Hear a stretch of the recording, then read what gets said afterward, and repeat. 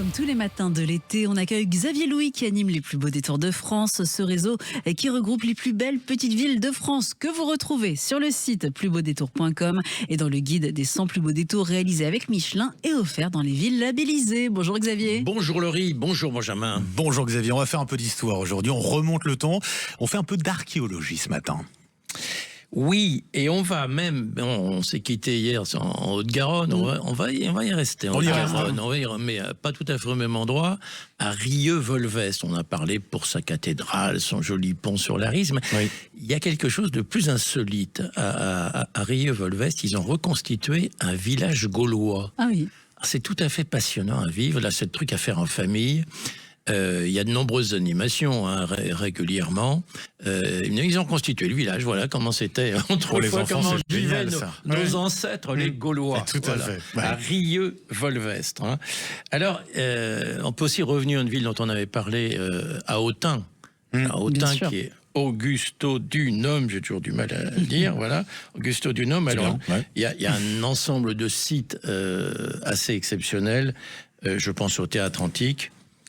Les portes monumentales et le temple de Janus. Le temple de Janus, c'est à Autun, en Saône-et-Loire. Et puis il y a un incontournable aussi dans cet esprit-là, il y a Vaison-la-Romaine. D'où le nom, qui lui a donné même son nom, Vaison. L'a bien nommé. Alors, se balader à Vaison dans le Vaucluse, c'est marcher dans les pas des Romains, tout simplement. Alors, là, il y a un théâtre. Alors, le théâtre est assez exceptionnel, qui est toujours utilisé pour. C'est sympa de vivre un concert dans ce théâtre antique. Et puis, il y a de nombreux sites archéologiques. On découvre, c'est très intéressant parce que on découvre comment était organisé l'habitat romain, les villas, etc. Donc, c'est très bien fait pour la visite à Vaison-la-Romaine. Plus insolite, alors moins connu pour le coup, Luxeuil-les-Bains. Luxeuil-les-Bains, c'est en Haute-Saône. Ils viennent de revenir dans le réseau des plus beaux détours de France. Et là, ils ont un étonnant site qui a été tout à fait réhabilité pour la visite, organisé pour la visite. C'est 450 sarcophages. Ah, quand même. Okay. C'est une nécropole impressionnante. Oui. Et en plus, c'est facile d'accès parce que c'est attenant à l'office de tourisme. Je l'ai revisité récemment. Les sarcophages qui datent de quelle époque? Toutes ces époques, romaines même avant. L'époque romaine. Mais c'est très bien fait, c'est très très impressionnant. Moi, j'avais jamais vu ça ailleurs. C'est Luxeuil-les-Bains. On a quitté un petit peu le sud là avec Luxeuil-les-Bains. Est-ce qu'on peut y retourner dans le sud? Oui, alors il y a Tende. Tende, on a parlé de Tende.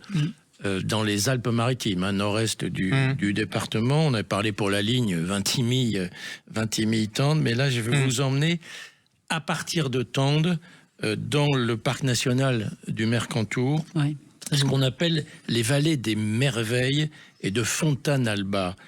Et alors, c'est tout simplement, en Europe, le plus grand site archéologique de gravure rupestre. Alors, c'est toute une balade, vous imaginez, qui est aussi intéressante en termes de randonnée. Mais je vous dis, c'est quelque chose d'assez exceptionnel comme site archéologique, à Tende, dans les Alpes-Maritimes. C'est bien noté. La vallée des merveilles. On récapitule pour l'archéologie. Rieux-Volveste, Haute-Garonne, Autun en Saône-et-Loire, Vaison-la-Romaine dans le Vaucluse, Luxeuil-les-Bains, Haute-Saône, et puis donc Tende dans les Alpes-Maritimes. Merci beaucoup Xavier. Merci Xavier. Ces villes, on les retrouve sur le site plusbeaudétours.com. Vous pourrez donc choisir votre destination en confiant vos préférences et vos envies à Cicérone. À demain.